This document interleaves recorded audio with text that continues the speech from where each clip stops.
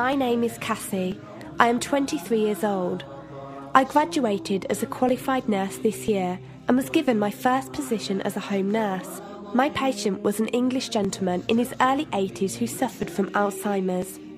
In the first meeting, the patient was given his record, and from it I could see that he was a convert to the religion of Islam, therefore he was a Muslim.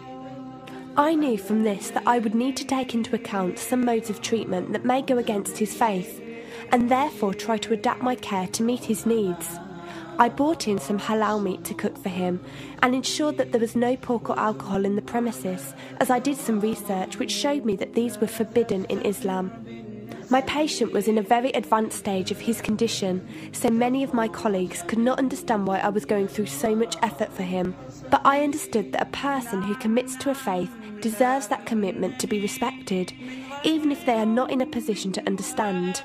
Anyway, after a few weeks with my patient, I began to notice some patterns of movement. At first, I thought it was some copied motions he'd seen someone doing, but I saw him repeat the movement at particular times: morning, afternoon, evening. The movements were to raise his hands, bow, and then put his head to the ground. I could not understand it. He was also repeating sentences in another language. I couldn't figure out what language it was, as his speech was slurred, but I know the same verses were repeated daily. Also, there was something strange. He didn't allow me to feed him with my left hand. Somehow I knew this linked to his religion, but didn't know how. One of my colleagues told me about Paltalk as a place for debates and discussions. As I did not know any Muslims except for my patient, I thought it would be good to speak to someone live and ask questions. I went on the Islam section and entered the room True Message. Here I asked questions regarding the repeated movements and was told that these were the actions of prayer. I did not really believe it until someone posted a link on the Islamic prayer on YouTube. I was shocked. A man who has lost all memory of his children, of his occupation, and could barely eat and drink, was able to remember not only actions of prayer, but verses that were in another language.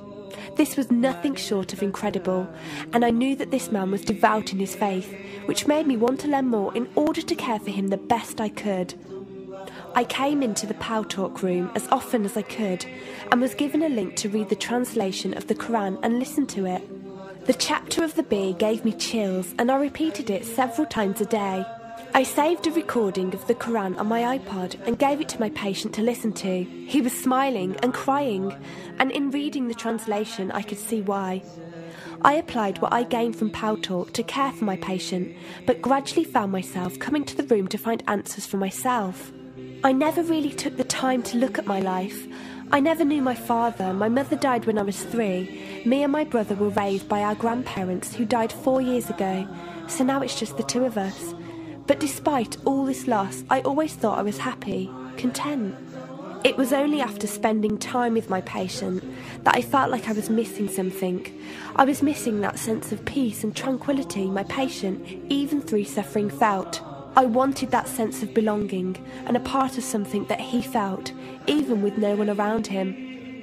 I was given a list of mosques in my area by a lady on Paltalk and went down to visit one. I watched the prayer and could not hold back my tears.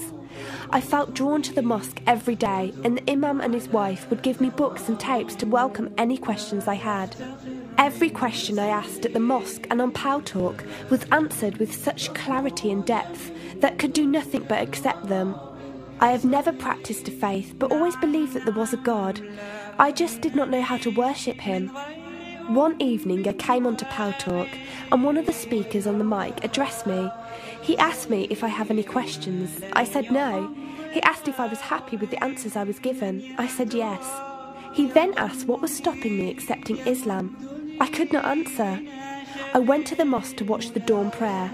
The imam asked me the same question. I could not answer. I then went to tend to my patient. I was feeding him, and as I looked into his eyes, I just realised he was brought to me for a reason, and the only thing stopping me from accepting was fear. Not fear in the sense of something bad, but fear of accepting something good and thinking that I was not worthy like this man.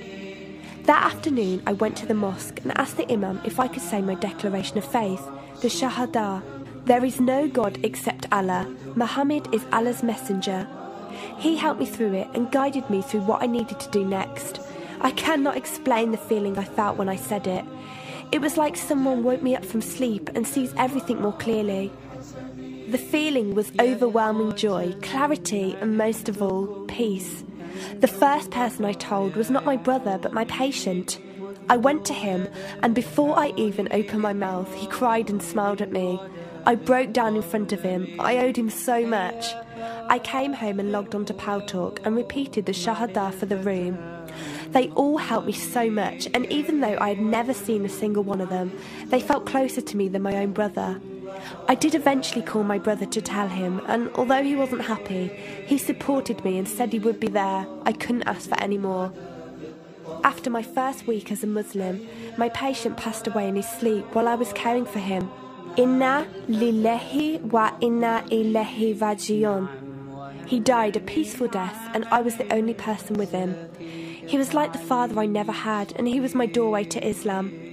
From the day of my Shahada to this very day, and for every day for as long as I live, I will pray that Allah shows mercy on him and grant him every good deed I perform in the tenfold.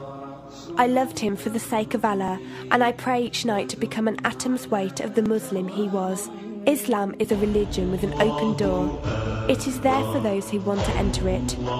Verily, Allah is the most merciful, most kind.